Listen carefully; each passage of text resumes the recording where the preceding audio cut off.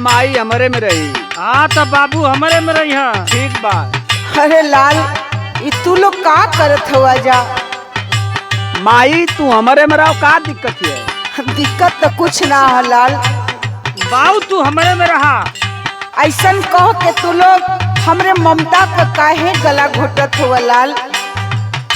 हमहन तो ये चाहब कि हम लोग सब लोग मिलजुल के रहल जाए बेटा। ना माई तू हमारे में रहा।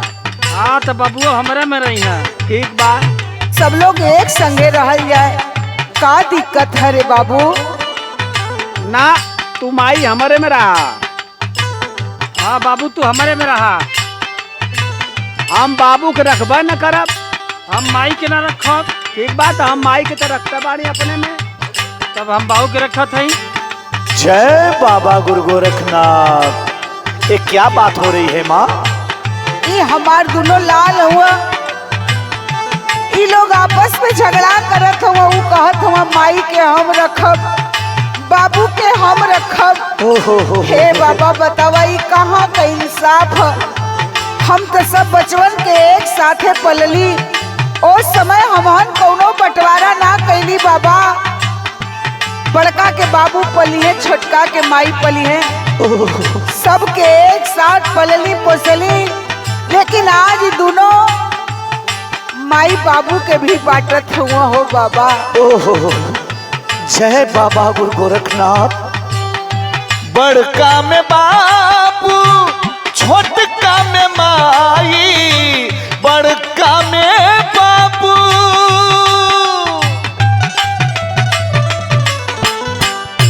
बड़का में बाबू, छोटका में माई।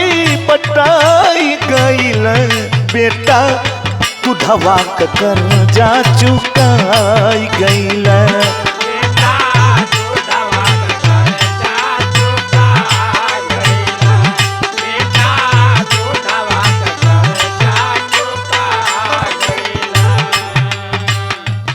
माँ अपने बच्चे को पाल पोस के बड़ा करती है। मेरा बच्चा बड़ा होगा, मेरे दिन और रात के लिए होगा।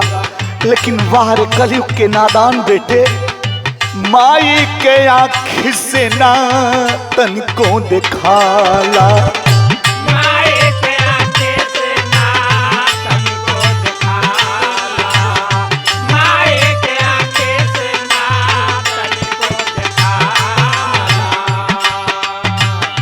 बाबू का घुटना चल में पिराला।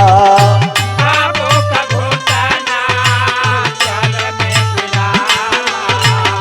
बाबू का घुटना चल में पिराला। एकरे बावजूद भी दोनों लड़का हमार समझे के तैयार ना हो कि हम बूढ़ी बुढ़न के कुल अलग करके आखिर का पई है बाबा। अगर समझ जाएंगे तो ठीक है माँ, नहीं तो प्रभु बेड़ा पार करेंगे। माँ सुन मेरी बात। खुनवा का रिश्ता, खुनवा का रिश्ता।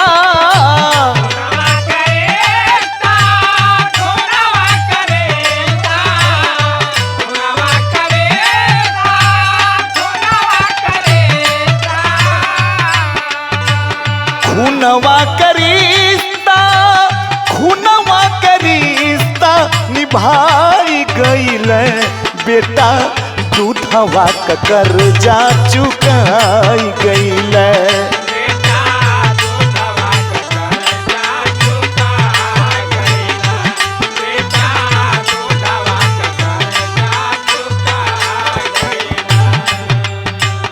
हे भगवान, ये दिन देखावे करल कैसे बढ़िया हमन के अपने लगे बुला ला हो प्रभु। मेरी बात सुनो बेटा। हाँ बाबा बोला। काहे गोसैया ई हो दिनवा देखवला।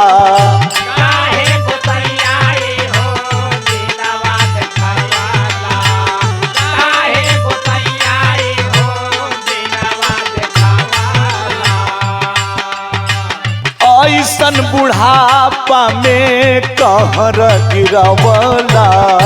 ऐसन बुढ़ापा में कहर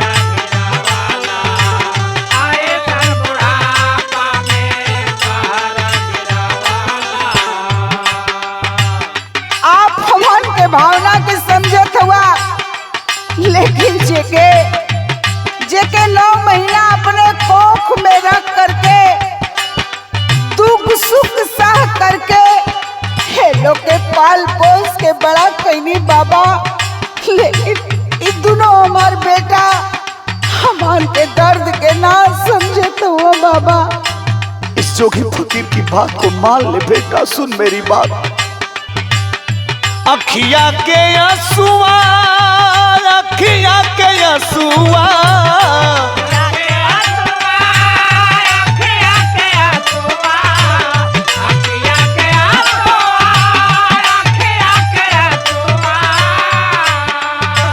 अखिया के आंसुआ, अखिया के आंसुआ सुखाई गईल बेटा, दूधवा का कर्जा चुकाई गईल।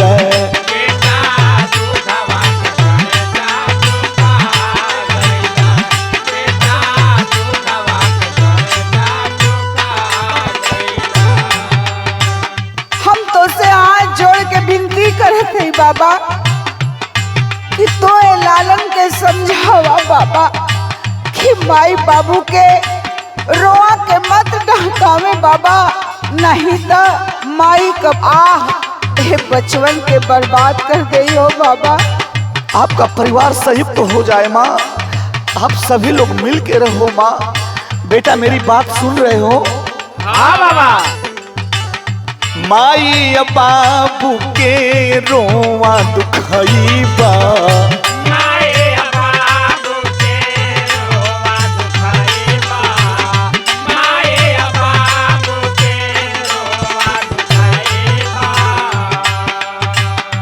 आखिर में एक दिन आंसुआ बहई बा,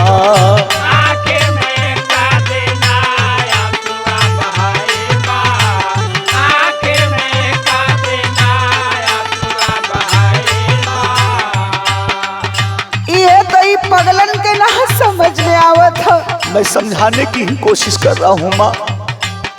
बेटा मेरी बात सुनो। संतोष बीमल, संतोष बीमल,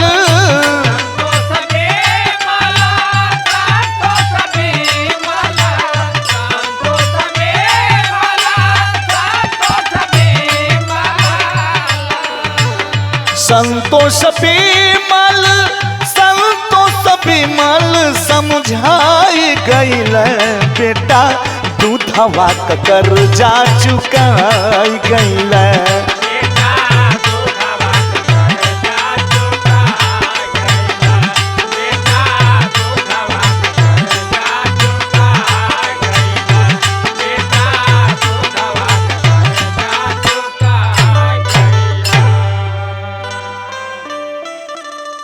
बेटा मेरी बात को मान लो बेटा, जैसे माँ बाप की सेवा करते थे बेटा उसी तरह करो बेटा। न तो तुम माँ को बांटो न तो बाप को बांटो बेटा, मत बांटो बेटा, मत बांटो। ठीक है बाबा, जैसे आप कहत हुआ वैसा ही रह जाई। जय बाबा गुरु गोरखनाथ। सबका कल्याण करे बाबा, सबका कल्याण करे।